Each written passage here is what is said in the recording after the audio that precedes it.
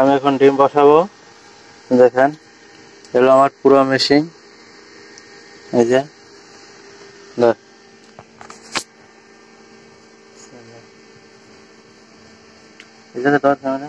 ডিমের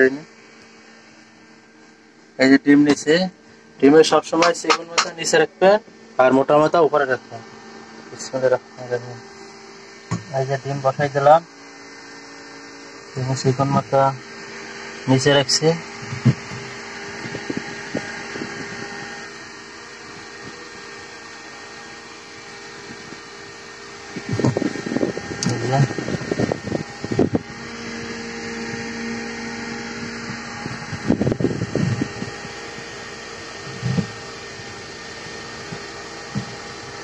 এর আগে আমার মেশিন ছিল, ওটা ম্যানুয়ালি হাত দিয়ে ঘুরানো লাগবে, এখন অটোমেটিক তৈরি করছি।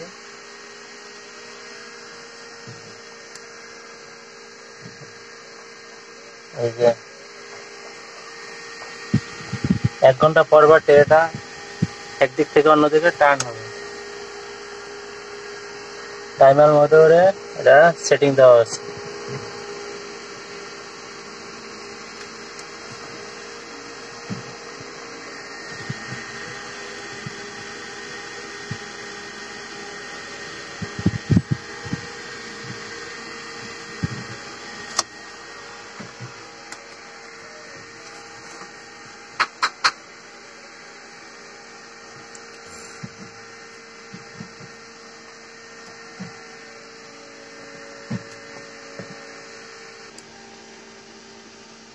এই যে আমার ডিম দেওয়া প্রায় শেষ, আর অল্প কিছু বাকি আছে।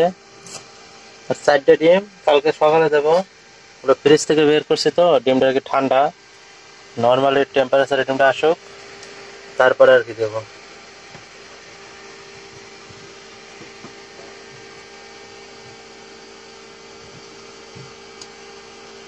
ডিমটা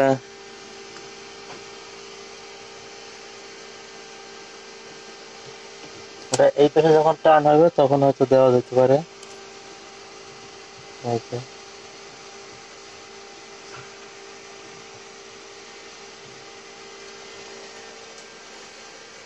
আর্দ্রতার জন্য একটা কাপে পানি রাখছি, এই যে অল্প পরিমাণ পানি লাইটের নিচে।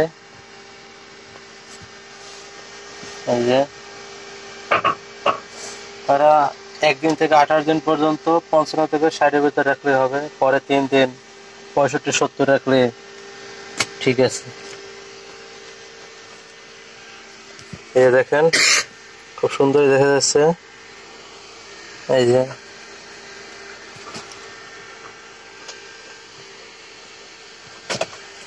লাইটের কারণে একটু অন্ধকার দেখা যায়।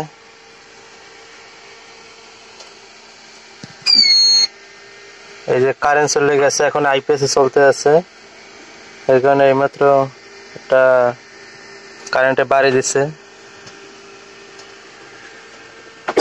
এই হলো আমার হাইগোমিটার, এই হাইগোমিটার দিয়ে আর কি আমি আর্দ্রতা কন্ট্রোল করব। আর এই তো টেম্পারেচার আছে, হ্যাসিং এর বক্সে একটা হাইগোমিটার আছে তার ছাড়া। এই যে বন্ধুরা এখন দেখেন,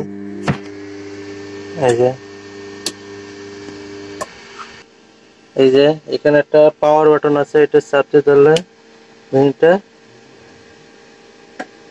বন্ধ হয়ে গেছে। এই যে লাইট বন্ধ হয়ে গেছে, ফ্যান চলতে আছে।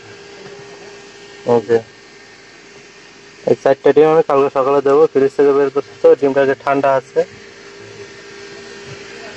1 ঘন্টা পর ডিমটা এদিক থেকে এই পাশে আসবে, টার্ন করবে, আবার 1 ঘন্টা পর এদিকে আসবে।